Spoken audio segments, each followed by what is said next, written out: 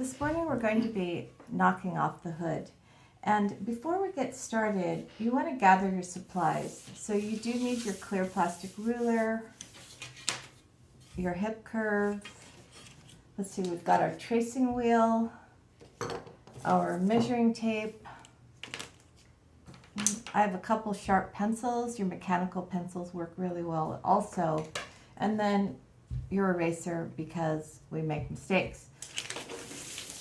When we knock off a pattern, we're really copying or replicating two different aspects. So one is we're paying attention to measurements, and we're also replicating the silhouette or the shape of the item. And we've already measured our hood, and there's really three measurements that we'll be paying careful attention to. And we'll have the hood height, which is number 16, and my hood height is 14 3/4. And then number 7 was the hood height at the middle, and for me that was 13 1/2, and the hood width here at the widest point was 10 1/4. So before I get started, I just want to explain one thing that you may or may not be aware of, but which is this overlap here at the center front of the hood. That's really important because if these center front folds met at the middle, there's just a lot of stress there and potentially it could rip out. So if you look on the inside, you can see this overlap. We overlap this area right here at the center front neck just to reinforce it.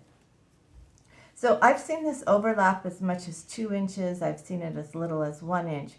I've just kind of settled on 1 1/4. So what that means is that this front will have a 5/8 inch extension. So we'll keep that in mind as we're knocking this off. So we're going to start by drawing a straight line to represent the center edge of this hood. And then I'm going to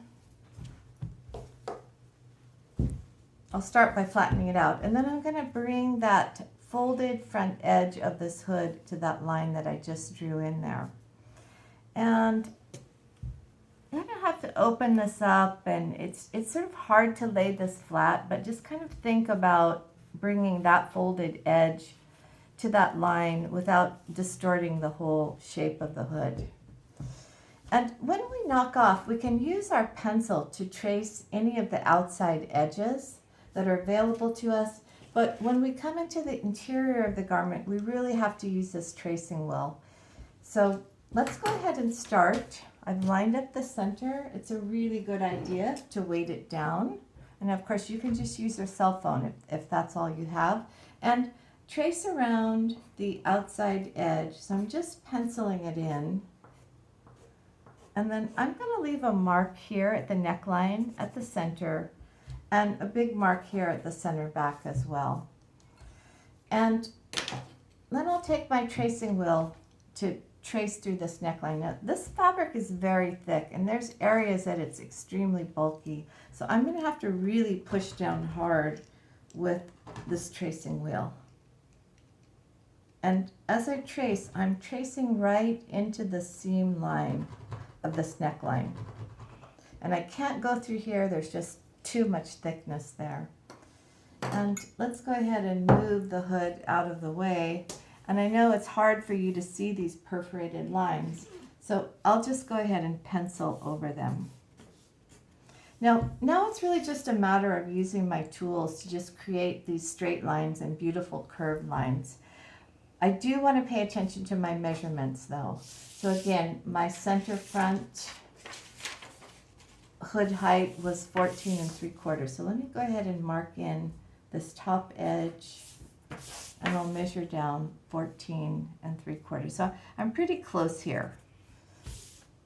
Just erase this line right here.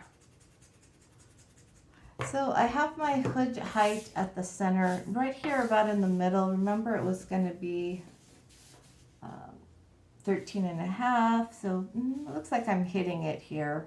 And then my widest point was 10 1/4, so I'm a little bit wide. I'm going to actually just drop in a line to indicate that. And Now I'm ready to true up these lines. I'm going to, before I get started, I'm going to square over for a 1/2 inch at the top edge and at the bottom as well. And I'm going to draw that in red for you so that you can see this.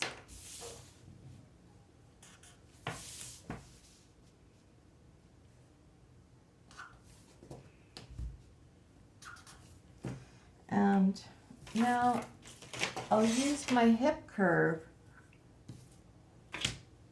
to true this up. And basically what I'm doing is I'm finding the part of the hip curve that helps me create this really beautiful curved line. So I have a very, kind of a very soft S curve in my neckline. Let me go ahead and true up this top edge of my hood.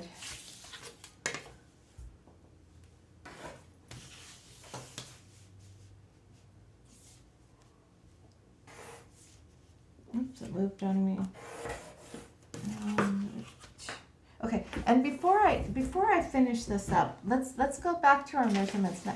I want to point something else out to you, which is that we're going to have a neck that finishes 10.5 inches. So we have, from center front, I'm going to mark over the 5/8 of an inch for our overlap.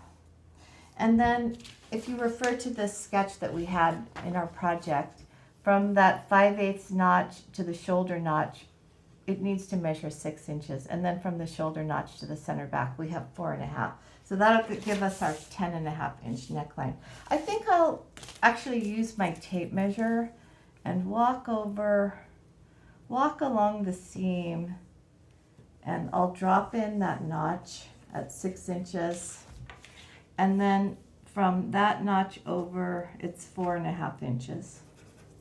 So here I have my 5/8, I have 6 inches, and I have 4.5. Now, you don't have to write these measurements in. I'm just doing this for your benefit. So here's the center back neckline, and it needs to tie into this back hood seam.